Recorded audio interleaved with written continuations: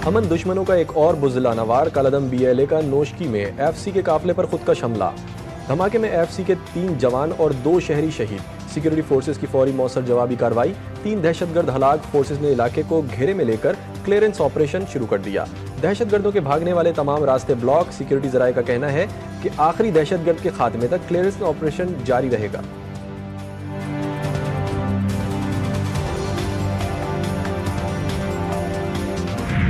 पाकिस्तान की सरहद के अंदर आके पाकिस्तानियों के खिलाफ नहत्ते पाकिस्तानियों को जो मारने का सिलसिला चला है, इसकी इजाज़त नहीं दी जाएगी। प्राइम मिनिस्टर साहब ने कहा है, मुझे उम्मीद है कि परसों शायद हमारी इन कैमरा ब्रीफिंग हो सारे पार्लियामेंट्री लीडर्स की। वो जैसे ही होगा वो अनाउंसमेंट हो जाएगी। अगर वो परसों हुई तो फिर भी इतला हो जाएगी। प्राइम मिनिस्टर साहब ने ये बयान भी दिया है। नेशनल एक्शन प्लान पहले बना था नवाज शरीफ साहब के ज़माने में। हम अंदरूनी और बैरूनी दहशतगर्दी का शिकार हैं। KP और बलूचिस्तान में दहशतगर्दी के वाकयात से नुकसान हुआ।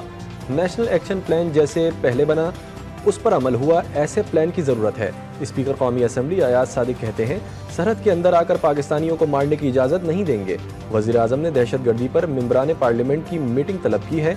इंटरनेशनल रेटिंग एजेंसी भी कह रही है पाकिस्तान मुस्तहकम हुआ।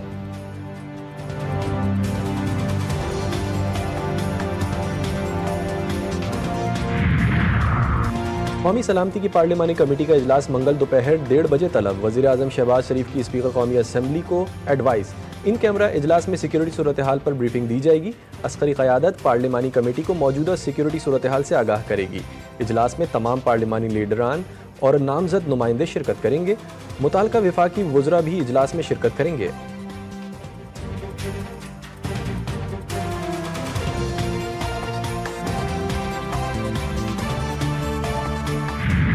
हम बनने ही नहीं देंगे। कोई भी कैनाल जिससे सिंध को नुकसान पहुंचता हो हम नहीं बनने देंगे। ये इतना सा बयान काफ़ी है। अब नहीं बनने देंगे तो फिर उसमें जो अगर हुकूमत छोड़नी पड़ी तो कोई बड़ी बात नहीं है ना। हुकूमत इतनी सी चीज़ है और हम हुकूमत में हैं भी नहीं, ये भी बता दूँ। लोग समझते हैं हुकूमत हमारे कोई वफाकी वज़रा नहीं है, हम कोई हुकूमती मराहते नहीं ले रहे, फेडरल गवर्नमेंट से हमारा कोई वास्ता नहीं है। इनके सीनियर वजीर शर्जील इनाम मेमन कहते हैं कि नहरों के मामले पर पीपल्स पार्टी का मौक़िफ़ वाज़ेह है कि नहीं बननी चाहिए।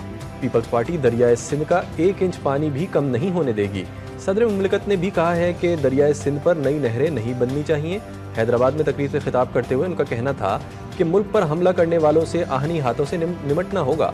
बदकिस्मती से हमारे लोग ही दुश्मनों के हाथों इस्तेमाल हो रहे हैं।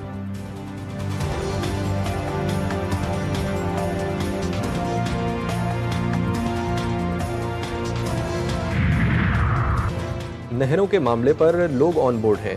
सिंध के हक पर डाका नहीं डालना चाहिए। चेयरमैन MKM पाकिस्तान खालिद मकबूल सिद्दीकी कहते हैं, मेरी और तेरी का नहीं, ये पाकिस्तान का मामला है।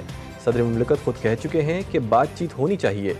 मसाजिद में खुदकश हमले हो रहे हैं, प्लान की नहीं एक्शन की ज़रूरत है। APC बुलाई जाए, सबके दुख और दर्द सुने जाएं। नहरों पर सियासत के बजाय माहिरीन के साथ बैठकर चीज़ें तय करें।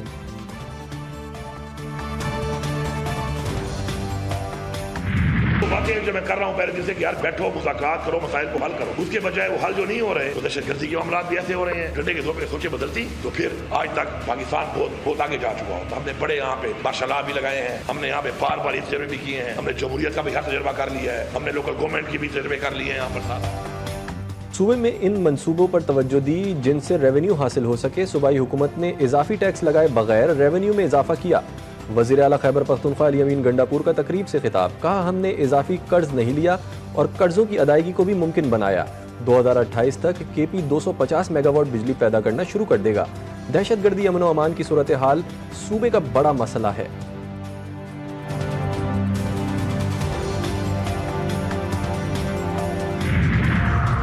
सोशल मीडिया पर मनफी प्रोपेगेंडे का मामला। JIT ने PTI के 16 अफराद को दोबारा तलब कर लिया। तमाम अफराद को 18 मार्च को पेश होने के नोटिस जारी किए गए। JIT उन तमाम अफराद से शवाहिद की रोशनी में तहकीकात कर रही है।